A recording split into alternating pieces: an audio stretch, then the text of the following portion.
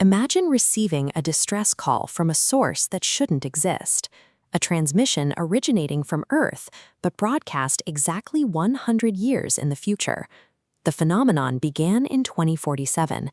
Deep beneath the Antarctic ice, sensors picked up a powerful artificial signal pulsing from the bedrock. When the data was finally processed, it revealed a 6-word warning from our own descendants: "Do not build the gateway." The message arrived without context, no coordinates for the sender, no technical data on the threat, only the command to stop. For the first time, humanity possessed an undeniable roadmap for its own survival, provided by those who had already lived through the consequences. But the tragedy of the signal isn't the warning itself. It is the specific, calculated way that human logic turned a survival guide into a countdown to extinction.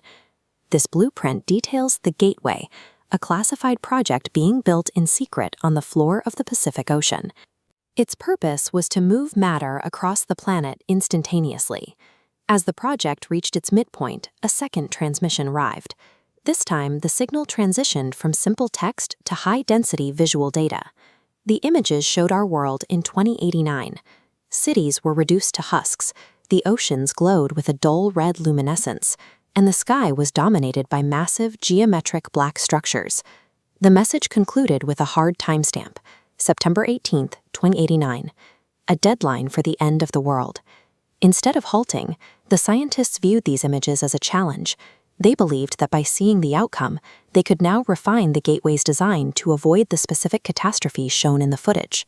A third transmission arrived shortly after, carrying a human voice, weak, strained, and clearly terrified.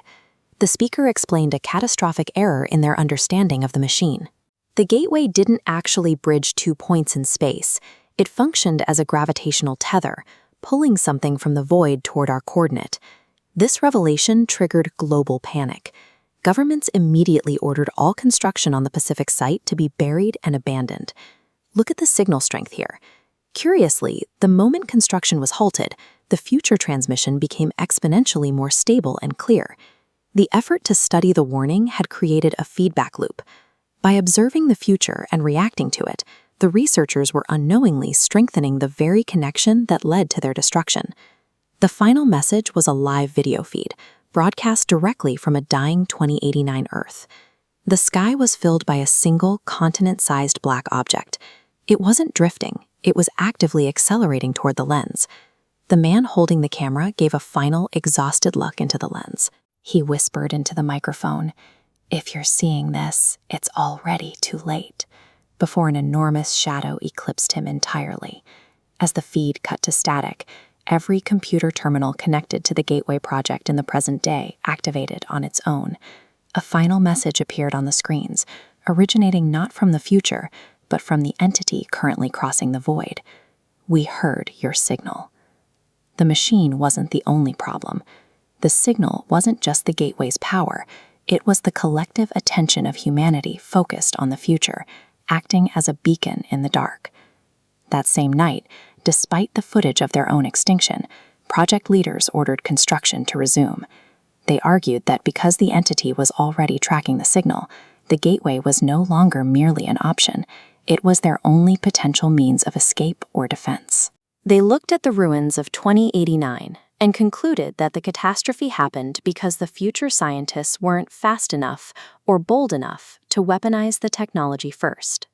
This reveals the most dangerous human trait, the belief that a catastrophe can be out-engineered if we just have more data. We convinced ourselves over time that the only possible way to survive the terrible machine was to finish building it. We chose to ignore the warning, to save ourselves from the warning. And in doing so, we ensured that the broadcast we received was the only future we could ever have.